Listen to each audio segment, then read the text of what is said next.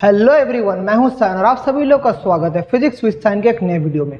तो हमारा आज का जो लेक्चर है वो क्लास 12 का करंट इलेक्ट्रिसिटी का बहुत इंपॉर्टेंट टॉपिक है जो है इलेक्ट्रिकल एनर्जी एंड पावर। इसमें हम लोग जूल्स लॉ ऑफ हीटिंग पढ़ेंगे, उसका maximum power consumed in electrical circuit पढ़ेंगे और एक लेक्चर में मैं पूरा जो आपका पावर का जो चैप्टर है, इलेक्ट्रिक करंट में जो पावर है वो पूरा कंप्लीट कराऊंगा। तो चलिए और टाइम वेस्ट नहीं करके आज के टॉपिक हम लोग स्टार्ट करते हैं। तो इलेक्ट्रिकल एनर्जी क्या चीज़ है? नॉर्मल हम जो वर्क डन पढ़े हैं थे क्लास 11 में आप लोग पढ़ के आ चुका है। वर्क डन ये आप लोग क्या जानते हैं? वर्क डन आप लोग जानते हैं फोर्स इनटू डिस्प्लेसमेंट, ये आप लोग जानते हैं। W equals to F dot S, ये आप लोग जानते हैं। Work done equals to force into displacement. लेकिन अगर एक इलेक्ट्रिकल सर्किट रहा, अगर आपका एक बल्ब रहा, ये सोचिए ये आपका एक बल्ब है, तो इस बल्ब जब ग्लो करेगा, बल्ब जब ग्लो करता है तो ये तो एक वर्क डन करता है। बल्ब जब ग्लो करता है क्या होता है? बल्ब जब ग्लो करता है ये एक इलेक्ट्रिकल सर्किट साथ कनेक्टेड है, करंट जा रहा है, करंट आ रहा है। तो जब बल्ब ग्लो कर रहा है तो धीरे धीरे बल्ब हीट होगा, धीरे धीरे बल्ब हीट होता है ना। तो ये हीट क्यों हो रहा है, ये ग्लो करने के बाद कितना वर्क डन होता है, ये सब कुछ हम लोग आज इस टॉपिक में पढ़ेंगे। तो आप लोग को शायद आप लोग समझ पा रहे हैं हमारा टॉपिक ऑफ डिस्कशन आज क्या है। एकदम कॉन्सेप्चुअल चैप्टर है। रियल लाइफ में आप लोग ये बहुत फेस करते हैं। एक फैन, जब बहुत टाइम तक फैन चलता है, फैन गर्म हो जाता है। आपका मोबाइल का चार्जर आप लोग प्लग पॉइंट में देखे, बहुत टाइम बाद आप लोग जब उस प्लग उसको हाथ देंगे चार्जर के ऊपर, क्या चार्जर हीट हो जाता है। तो मतलब whenever an electrical instrument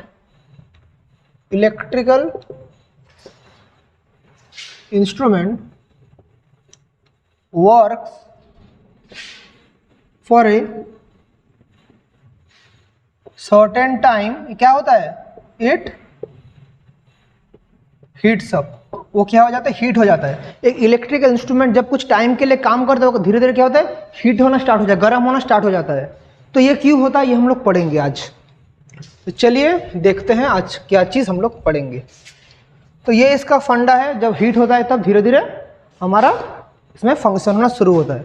तो मेन चीज़ सबसे पहले जो इलेक्ट्रिकल वर्क डन है, जो हमारा work done in an electrical instrument, इसका जो फॉर्मूला है वो क्या है? वह W equals to Q into V, जहाँ पर Q है charge and V is the potential difference. This is the formula of work done for an electrical instrument। कितना अमाउंट ऑफ चार्ज फ्लो कर रहा है उसके साथ उसका पोटेंशियल डिफरेंस। और हम लोग जानते हैं कि Q equals to current into time. तो हम लोग यहाँ से कह सकते हैं W इक्वल्स टू VIT, हम लोग ये कह सकते हैं, क्योंकि current I is the current और T इज द टाइम। ये आप लोग जानते हैं क्योंकि charge is the rate of current, मतलब current is the rate of flow of charge. तो charge is the current flowing through a particular time interval through an electrical circuit is called charge. तो यही है हम लोग का work done in electric instrument का formula. लेकिन ये मेरा टॉपिक ऑफ डिस्कशन है, लेकिन मैं जो आप लोगों को मेनली पढ़ाने का कोशिश कर रहा हूँ, मेरा जो एक इलेक्ट्रिकल इंस्ट्रूमेंट है, सोचिए यहाँ पर मेरा एक इलेक्ट्रिकल इंस्ट्रूमेंट है, ये रेजिस्टेंस मैं दे रहा हूँ और ये एक बैटरी है। तो रेजिस्टेंस का एक्सटर्नल रेजिस्टेंस है R, बैटरी का EMF है E और इसका इंटरनल रेजिस्टेंस है R। तो ये नॉर्मल सर्किट है, हमारा जाएगा आएगा। तो नॉर्मली हमारा जाने के लिए ये नॉर्मल एक सर्किट है। यहाँ पर R है एक एक्सटर्नल रेजिस्टेंस और स्मॉल r है क्या? Internal resistance. अब हमारा जब इधर काम होगा, अब हमारा क्या होगा? हम लोग जानते हैं इधर तो वर्क डन कितना होगा, इधर हमारा वर्क डन क्या हो जाएगा? वर्क डन इक्वल्स टू हमारा VIT हो जाएगा, वर्क डन VIT। और हम लोग ओहम्स लॉ से जानते हैं V इक्वल्स टू IR। ये कहाँ से जानते हैं हम लोग? ओहम्स लॉ से जानते हैं। तो हम लोग अगर उसको इधर पुट कर दें तो V का जगह को हम लोग पुट कर दें तो क्या हो जाएगा? I² RT ये हो जाएगा। आई स्क्वायर आर टी। लेकिन हमारा जो इधर इंटरनल रेजिस्टेंस जो था, तो इंटरनल रेजिस्टेंस के लिए इधर और एक टर्म मल्टीप्लाई होगा जो होगा आई स्क्वायर स्मॉल आर टी। तो वर्क डन ये नहीं हो के हमारा अल्टीमेटली वर्क डन ये वाला हो जाएगा। अभी इसमें क्या चीज़ है देखिए, आई स्क्वायर आर टी जो है, आई स्क्वायर आर टी हमारा है, ये है हमारा इंस्ट्रूमेंट का वर्क डन। ये है इंस्ट्रूमेंट, देख अच्छे से समझिए, इंस्ट्रूमेंट का वर्क डन। और ये क्या है, लॉस या हमारा हीट, लॉस या हीट। अभी देखिए क्या हो रहा है, जब मैं फैन का स्विच ऑन करता हूँ, फैन जब चलता है, फैन कितना वर्क डन करता है, आई स्क्वायर आर टी। लेकिन अब फैन का बॉडी जो गर्म होता है, गर्म किस लिए होता है, इस टर्म के लिए, आई स्क्वायर आर टी के लिए गर्म होता है। और ये क्या है, ये हमारा फॉर्म ऑफ हीट रिलीज हो जाता है, मतलब ये इलेक्ट्रिक एनर्जी लॉस हो जाता है। इसलिए हम लोग जितना इलेक्ट्रिसिटी भेजते हैं फैन में, उतना आउटपुट में उतना इलेक्ट्रिसिटी का असर नहीं आता, कुछ अमाउंट लॉस कर जाता है। सिमिलरली आपका इलेक्ट्रिकल बल्ब में भी आप जितना करंट भेजते हैं उतना करंट अप्लाई नहीं होता, कुछ लॉस हो जाता है जो हीट के फॉर्म में रिलीज होता है, that is I square R T. इसी टॉपिक के ऊपर, इसी हीटिंग इफेक्ट ऑफ करंट के ऊपर, इसको हम लोग क्या बोलेंगे, हीटिंग इफेक्ट ऑफ करंट के ऊपर, इसी हीटिंग इफेक्ट ऑफ करंट के ऊपर सर जूल्स ने, जूल्स जो एक महान साइंटिस्ट थे उस टाइम के, सर जूल्स ने अपना एक लॉ दिया जिसको हम लोग बोलते हैं जूल्स लॉ ऑफ हीटिंग। उसी के बारे में हम लोग पढ़ेंगे। ये जो इलेक्ट्रिकल इंस्ट्रूमेंट हीट होता है, इसके ऊपर किसने सबसे पहले लॉ दिया था, साइंटिस्ट जूल ने। तो उसी के बारे में हम लोग पढ़ेंगे। हीटिंग इफेक्ट ऑफ करंट में क्या है, that is joules law of heating. Joules law of heating में क्या बोलता है, 3 पॉइंट है। तो सबसे पहला पॉइंट है द हीट प्रोड्यूस्ड, अच्छे से समझे, मैं क्यों स्टेटमेंट लिख रहा हूं, statement is very important. The heat produced in an electrical instrument is, heat को हम लोग अगर कैपिटल H से रिप्रेजेंट करें, is directly proportional to the square of current flowing through that instrument. मतलब क्या है, that is H proportional I square. Equation number 1, जितना करंट उस इलेक्ट्रिकल इंस्ट्रूमेंट से फ्लो करेगा उसका स्क्वायर के साथ प्रोपोर्शनल है। उसके बाद सिमिलरली सेकेंड लॉ क्या है, H proportional to the resistance of the circuit. ये मैं स्टेटमेंट नहीं लिख रहा हूँ, स्टेटमेंट वैसे होगा। The heat produced in electrical instrument is directly proportional to the resistance of that electrical circuit, जहां पर R क्या है, रेजिस्टेंस ऑफ इलेक्ट्रिकल सर्किट। देखिए प्यारे बच्चों, क्या चीज है ये, इक्वेशन नंबर 2। पहले हीट किसके साथ प्रोपोर्शनल था, करंट के स्क्वायर के साथ। उसके बाद किसके साथ, उस जो इंस्ट्रूमेंट है उसका, इलेक्ट्रिकल सर्किट नहीं, इलेक्ट्रिकल इंस्ट्रूमेंट, इलेक्ट्रिकल इंस्ट्रूमेंट के साथ प्रोपोर्शनल है। मतलब जो इसका रेजिस्टेंस है, उसका रेजिस्टेंस के साथ उसका हीट प्रोपोर्शनल है। और लास्ट किसके साथ है, टाइम के साथ। कितने टाइम के लिए हमारा करंट फ्लो हो रहा है, उसके ऊपर प्रोपोर्शनल है। तो देख पा रहे हैं जूल्स लॉ क्या कहता है, the heat produced in electrical instrument is directly proportional to the square of the current flowing through the circuit, that is H proportional I square. उसके बाद उस सर्किट का या उस इंस्ट्रूमेंट का रेजिस्टेंस साथ भी डायरेक्टली प्रोपोर्शनल है, और कितना टाइम पीरियड के लिए करंट फ्लो कर रहा है उसके साथ भी डायरेक्टली प्रोपोर्शनल है। तो अगर मैं तीनों को कंबाइन करूं तो मैं क्या लिख सकता हूं, तीनों को कंबाइन करके, तीनों इक्वेशंस को कंबाइन करके आई कैन राइट, मतलब क्या हो रहा है देखिए, H proportional I square, H proportional R, H proportional T, तीनों को कंबाइन करके हम लोग लिख सकते हैं H proportional to I square R T. हम लोग ये वाला लिख सकते हैं तीनों कंबाइन करके। इस प्रोपोर्शनलिटी साइन को हटाने के लिए हमें एक कांस्टेंट से मल्टीप्लाई करना पड़ेगा। तो क्या हो जाएगा, H equals to I square RT by J. This J is called the mechanical equivalence of, is called the mechanical equivalence of heat, और इसका वैल्यू क्या है 4.2 जूल पर कैलोरी। ये आपको जानना पड़ेगा। तो H proportional to I square R T, तो I square R T by J. So इस प्रोपोर्शनलिटी घटाने के लिए हमें कांस्टेंट से मल्टीप्लाई करना पड़ रहा है। कांस्टेंट क्या है जे, और जे क्या है मैकेनिकल इक्विवेलेंस ऑफ हीट, और इसका वैल्यू क्या है 4.2। तो उसको हम लोग अगर बिठा दे तो क्या होगा डिवाइडेड बाय 4.2 या 0.24 I square R T. So therefore H क्या आ गया, H इक्वल्स टू 0.24, मतलब 1/4.2 को जब कैलकुलेट करेंगे आएगा 0.24। ये फिक्स्ड वैल्यू है I square R T. This is the Joule's law of heating. Camera में आ रहा है कि नहीं, मैं लास्ट तक थोड़ा चेक कर लेता हूँ कैमरा में आ रहा है कि नहीं। हाँ ऑब्वियसली बहुत अच्छी तरह से आ रहा है। तो जूल्स लॉ ऑफ हीटिंग क्या है, this is the Joule's law of heating. मतलब हमारा जो इलेक्ट्रिकल इंस्ट्रूमेंट जब टाइम पीरियड के लिए एक्सपोज रहेगा करंट के साथ तो कितना हीट होगा, इतना जूल हीट होगा। तो अगर हम लोग यहाँ से एक प्रॉब्लम करें, अगर आपको एक क्वेश्चन दिया रहेगा, एक क्वेश्चन सॉल्व करते हैं। एक क्वेश्चन कैसा टाइप का क्वेश्चन आएगा, if 2 ampere current flows through an, ऐसा अगर क्वेश्चन रहा, through an instrument having resistance 10 ohm for 5 seconds, find the heat evolved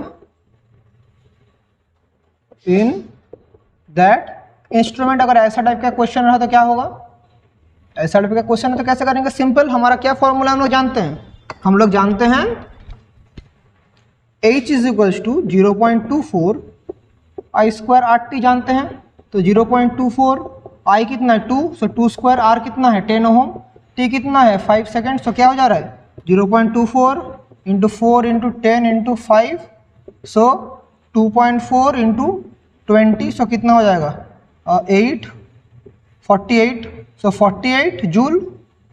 तो रिक्वायर्ड हीट कितना हो जा रहा है, दैट इज 48 जूल।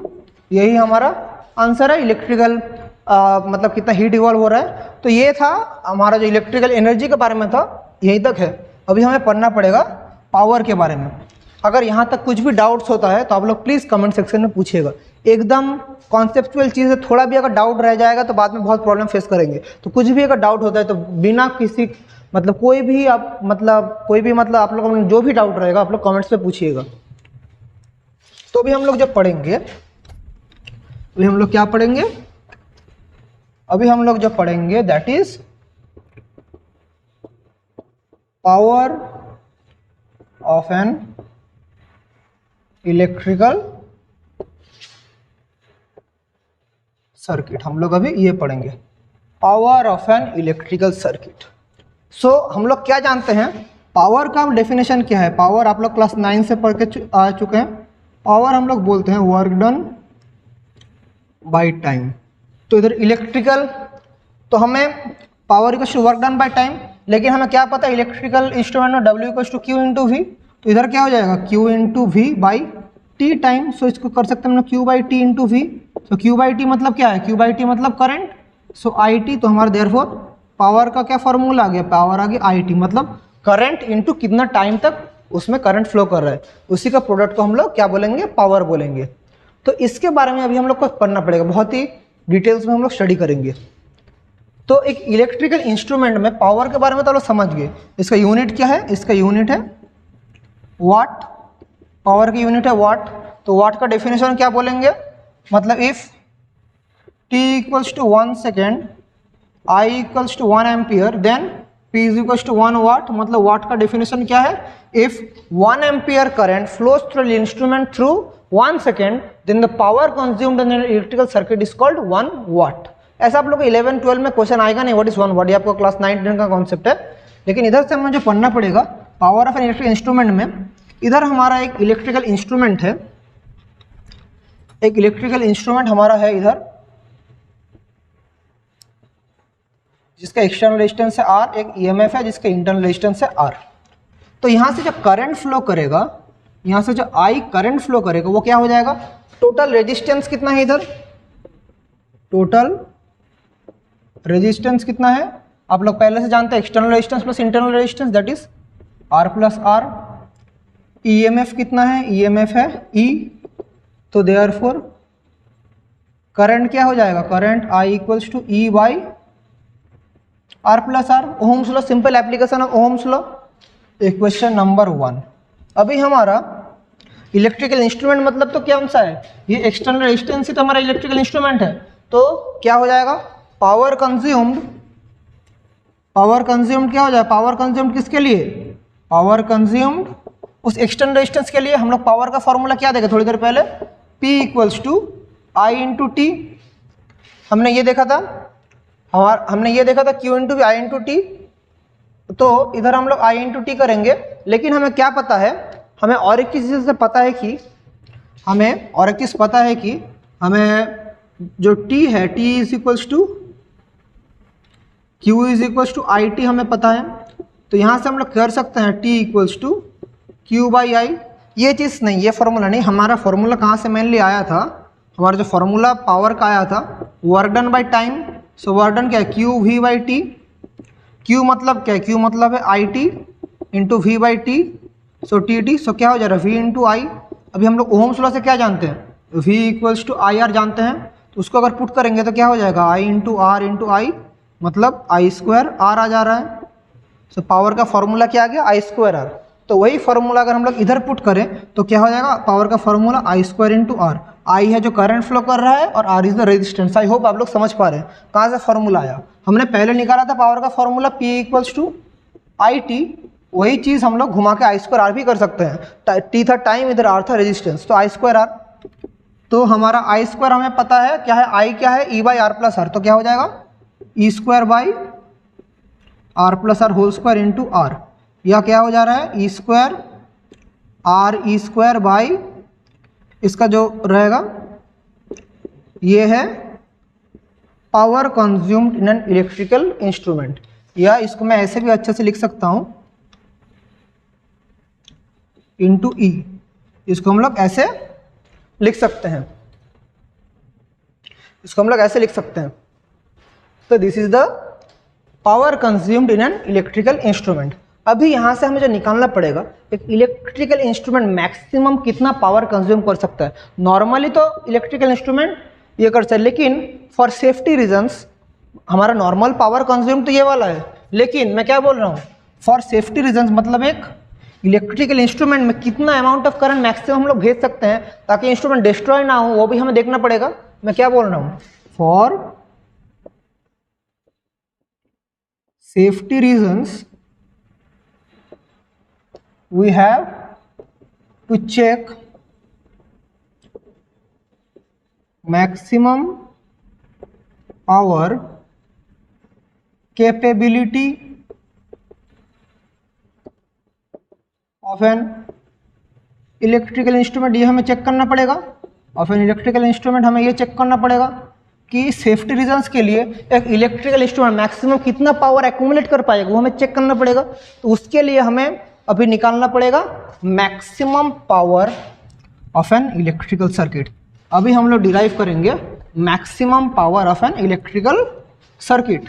तो किसके लिए, सेफ्टी रीजंस के लिए हमें, मतलब एक इंस्ट्रूमेंट में कितना करंट हम लोग भेज सकते हैं, उससे कितना पावर एक्यूमुलेट होगा जाके इंस्ट्रूमेंट खराब ना हो, उसके लिए हमें देखना पड़ेगा उसके अंदर कितना उसका मतलब पावर मैक्सिमम एक्यूमुलेट कर पाएगा। तो उसके लिए हमें निकालना पड़ेगा, अभी हमें करना पड़ेगा अभी maximum power of an electrical circuit, यह हमें निकालना पड़ेगा। अभी हमें पता है नॉर्मल पावर हमें कितना मिला है, एक इलेक्ट्रिकल इंस्ट्रूमेंट जिसका EMF है E, इंटरनल रेजिस्टेंस है R, एक्सटर्नल रेजिस्टेंस है R, तो I करंट फ्लो कर रहा है, I आ रहा है, तो पावर कितना आया R by R plus R whole square into E square, ये चीज़ आया है। नाउ फॉर मैक्सिमम कंडीशन क्या है, मैक्सिमम कंडीशन आप लोगों को पता है, हम लोग मैक्सिमम कंडीशन के लिए क्या करते हैं, डेरिवेटिव हम लोग जीरो करते हैं। So dp dr equals to zero, मतलब पावर का derivative with respect to resistance हमारा जीरो होगा। This is the maximum condition. तो इसके लिए हम लोग क्या करेंगे, इसका डेरिवेटिव करेंगे। So d of dr r by r plus r whole square into E square equals to zero. So क्या हो जाएगा, so E square by R plus R whole square, ये इसको रख के इसका डेरिवेटिव माइनस इसका डेरिवेटिव क्या होगा, आर एक 2 आ जाएगा, R plus R whole cube into E square equals to zero, यही हो रहा डेरिवेटिव। पहले इसको रख के इसका डेरिवेटिव आर का डेरिवेटिव 1 हो जा रहा है। अब इसका डेरिवेटिव क्या होगा, ये ऊपर जाएगा -2 इधर, फिर -1 -2 -1 -3 नीचे आ जाएगा, ये वाला होगा। तो ई स्क्वायर कॉमन है, हम लोग कैंसिल आउट कर सकते हैं। तो 1 by R plus R whole square -2 R by R plus R whole cube equals to zero. So ultimately LCM क्या आ जाएगा, R plus R whole cube R plus R -2r equals to zero. इसको cross multiply कर दें तो क्या होगा, R minus R equals to zero या R equals to capital R. मतलब जब internal resistance of an electrical circuit equals to the external resistance, then we get the maximum power of an electrical circuit. So this is required condition, मतलब जब ये condition satisfy होगा तभी हमारा electrical instrument में maximum current flow करेगा। तो maximum condition क्या है, R is equals to R। तो हमारा मैक्सिमम पावर कितना सप्लाई होगा, कंडीशन हमें मिल गया है, तो हमारा पी मैक्स क्या हो जाएगा, सो मैक्सिमम पावर क्या हो जाएगा, यहाँ से देख पा रहे हैं। So therefore maximum power P max क्या हो जाएगा, पी मैक्स हमारा हो जाएगा, इस आर का जगह हम लोग क्या बिठाएंगे, small r. So R by R plus R whole square into E, that is R by 4r square into E या e बाई 4r, और इसका मतलब ये smaller that is E square था, ई स्क्वायर बाई 4r। तो ultimately हमारा P max क्या आ जा रहा है, देयरफॉर पी मैक्स है maximum power E square by 4r that is E square by small 4r। This is the maximum power consumed in an electrical circuit. अच्छे से देखिए, डायग्राम को अच्छे से फॉलो कीजिए, मैं क्या बना रहा हूँ अच्छे से देखिए। तो इसका अगर हम लोग अभी ग्राफ प्लॉट करें, इसका अगर हम लोग ग्राफ प्लॉट करें तो क्या होगा, देखिए इस तरफ अगर पावर रहा, इस तरफ अगर रेजिस्टेंस रहा, इसका जो हमारा ग्राफ प्लॉट होगा क्या होगा, देखिए जब हमारा रेजिस्टेंस जीरो है तब पावर क्या होगा, रेजिस्टेंस जब जीरो है, जब रेजिस्टेंस हमारा जीरो रहेगा तब हमारा पावर क्या होगा, तब हमारा पावर हो जाएगा इनफाइनाइट। मतलब इधर हमारा पावर जीरो कंडीशन नहीं होगा, तो मतलब कहीं यहाँ से शुरू होगा, फिर मैक्सिमम में उठेगा, फिर ऐसा हमारा ग्राफ रहेगा। ये जो है ये क्या है, इस तरफ तो पावर है, ये जो ऊपर का जो स्लोप है दैट इज पी मैक्स। मतलब ग्राफ ऐसा टाइप का नहीं होगा, ग्राफ थोड़ा ऐसा टाइप का होगा।